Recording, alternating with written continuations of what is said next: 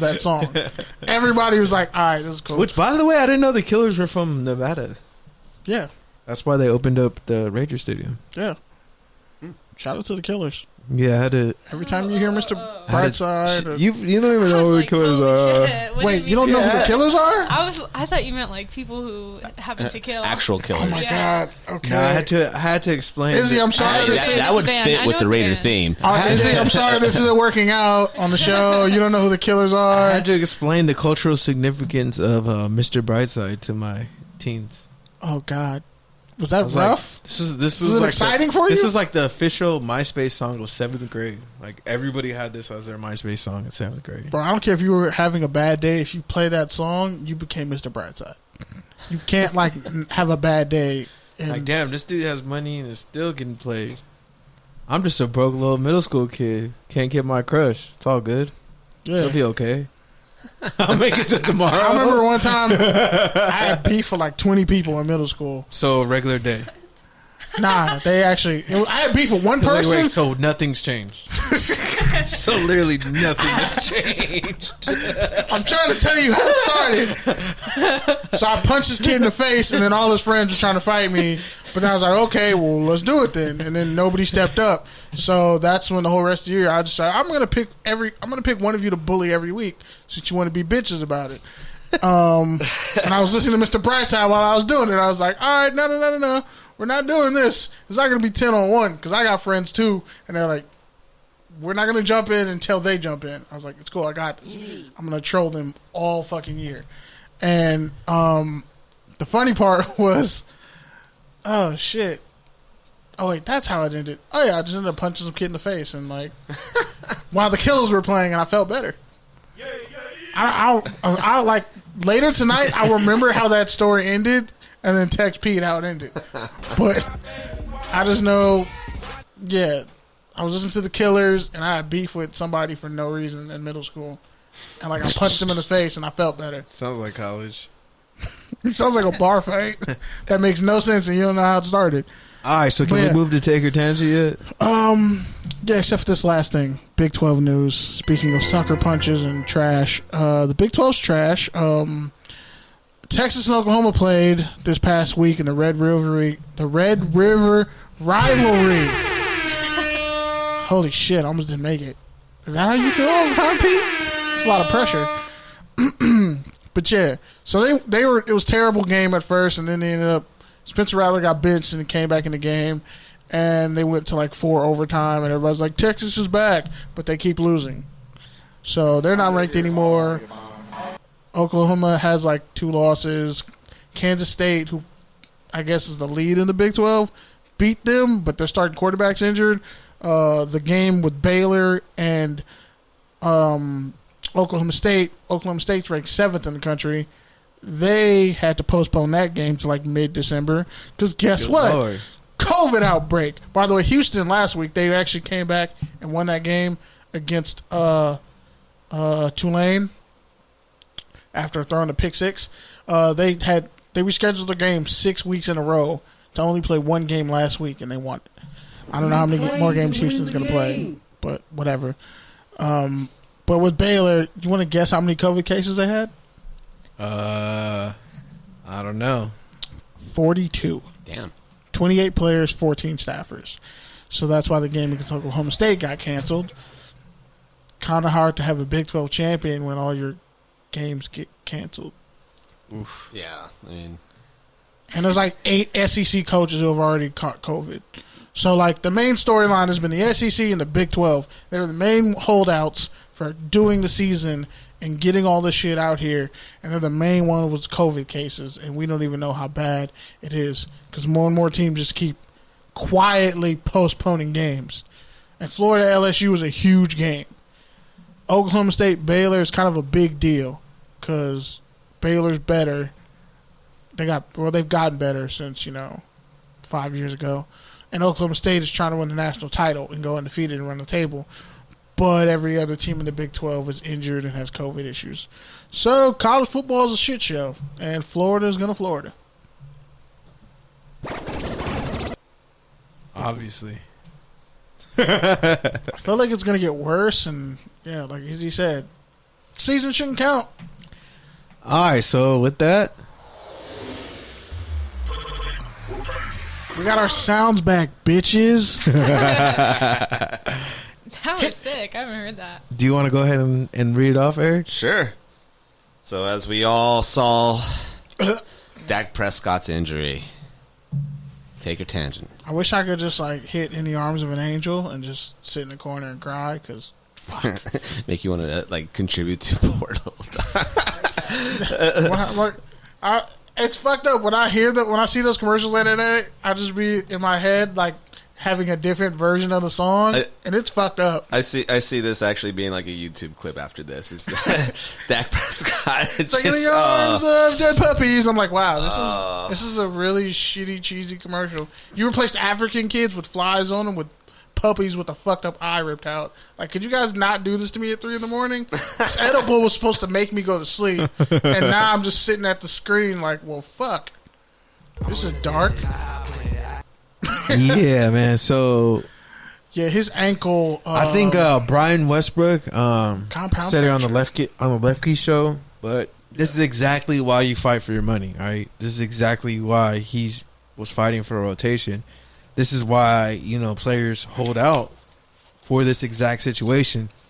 And then when you also factor in like, not only is Dak playing for 30+ million that he's trying to get, which supposedly Jerry Jones is still open in negotiations, but we'll see how that goes. 35 to 38. Yeah. So fuck. I can't see that. And the Cowboys, I mean, while they're not dead in the NFC East, they haven't. Well, the whole NFC East is dead. So Andy Dalton went like 9 of 11. It's like being 9 of 10. It's like being the zombie with one live blood cell. Like, so you're Jonah still more than Hex, 0. You're Jonah Hex.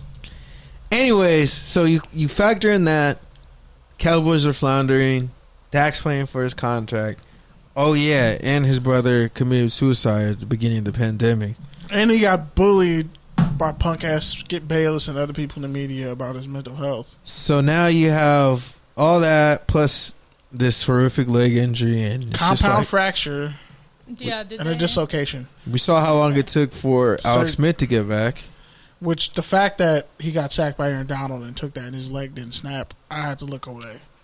Comeback player of the year nominee. And then Aaron Donald was like, there's a lot of them this year, man. He said, I think it would go to Cam, Alden, Big Ben. No, I'm not giving fuck Alex Big Smith. Ben. I'm not giving anything to Big Alex Ben. Smith. He blocked me on Smith. Twitter. Fuck him. Wow, that's Big Ben. That's awesome. We should really let him know, like, you sexually assaulted some women in the bathroom and got away with it. Like, it's not okay. And Vic was your teammate and still got shit for killing them dogs years after the fact. And he served his time, but because you're Big Ben, like, everybody shat on Antonio Brown, but a lot of people gave Big Ben a pass. And now they want to treat him like, oh, he's some sad fucking success story because he broke his little weenie fucking elbow and he's coming back and he has talent around. I'm like, nah, fuck you, Big Ben. Like, yeah, but that team had that talent last year and didn't do shit with it. He is getting that they were ball decimated with injuries last year on offense. That's like true, he's getting that ball around. He's a piece of a shit human being. Don't get me wrong, but he gets away with balling. It. Yeah, he got away. Well, like the same way. I don't know why Izzy doesn't trust Aaron Rodgers, even though Aaron Rodgers is a fucking goat. Why don't you trust Aaron Rodgers? Because he's a Packer. Is it Wisconsin Indiana beef?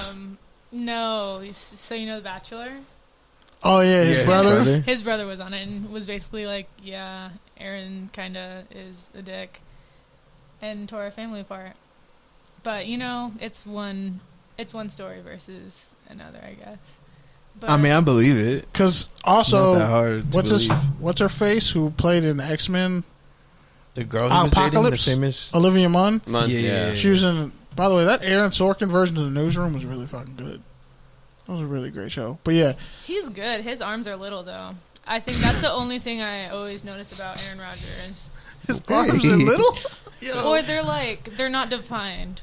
He's not. He's a quarterback. All he has to do is throw the ball. He's not buff. Well, yes. He's still. Yeah. No, some QBs are buff, and the others like, yeah, I can throw it like 80 yards in the air, but I look like a Slim Jim. It makes no sense. But yeah, people like Olivia Munn was like it's on both sides. So I could see why like people look at Aaron Rodgers weird. And when he's cocky about it, and it's funny to us. He put the team on his back, though. He really did. Yeah. But he also might be a cocky prick. And there's also stories like he stopped talking to receivers because they listened to the coaches. So he stopped throwing them the ball. So how many careers did he stifle at receiver? And we'll never know about it in terms of Aaron Rodgers. But, yeah, back to the whole Dak thing. And it's just sad. Like, seeing it, you never want to see a compound fracture because his shit was really facing the other way. All right, next one. Next one. I mean, we kind of talked about it already, but it's been different since it was written to him. But Le'Veon Bell down to the Chiefs and the Dolphins, but it sounds like he's signing with the Chiefs. Yeah, so I think the funny thing about that is those are actually the Jets' next 3 games. It is. So the Dolphins, the Jets, and the Bills. He's clearly the petty person of the week this week. Yes. So shout out to Le'Veon. He wins it. I was trying to win it, but he won. I'm in the running. Next up, revisit with Derrick Henry destroying families with his destructive stiff arms and defensive backs. Most recently, Josh Norman. Kenny? Again, yeah, man. It's like that man has a family that lost respect for him now. He gonna like shut up. He gonna be like, you have to discipline his kids. They be like, Dad, don't make me call Derrick Henry. Daddy, is this you? And then Barstool had to fucking drop that hilarious ass video where they play the music in the background. It's like, like he's literally parallel to the ground. That shit is hilarious. Bro, I cried for 30 minutes. I was like, Barstool, you're racist and I don't fuck with you, but that was funny. The best one was when James Harden got crossed up by someone and they did that. I was fucking dying to that, bro. Like literally watching that shit on repeat. Like that's the greatest song ever. Like I hope one day do something so embarrassing that I get memed just to we got you gotta do that for one of us. That video. One time I fell down Kenny just floating in space. Yeah, or you drop your fucking soda or something. Like, honestly, I fell down a flight of stairs with a cast on my leg, and it would have been way much funnier had I had that sound effect. God. All right, well, moving on. Melvin Gordon charged with a DUI. Yeah, so this was from earlier in the year, right? And now he's going to his arraignment. Yeah, but it just shows like the Broncos are just, man, it's just bad news. They got their first win, though, last week. Yeah, but like, this comes up, and then people are going to assume, oh, more legal issues. And it's like, no, it's actually resolving of a legal issue, but you just don't want to hear. Pretty much, yeah. You just don't want to hear any more bad news coming out of Denver. Like, is Blake Bortles their QB? Who's their QB? I forget. I don't even know. Let's find out. Because Locke is hurt. I think they definitely signed Blake Bortles. I think they did. But I don't think he's starting. God damn, how you start? How you get signed to start and you so trash that and you they get postponed?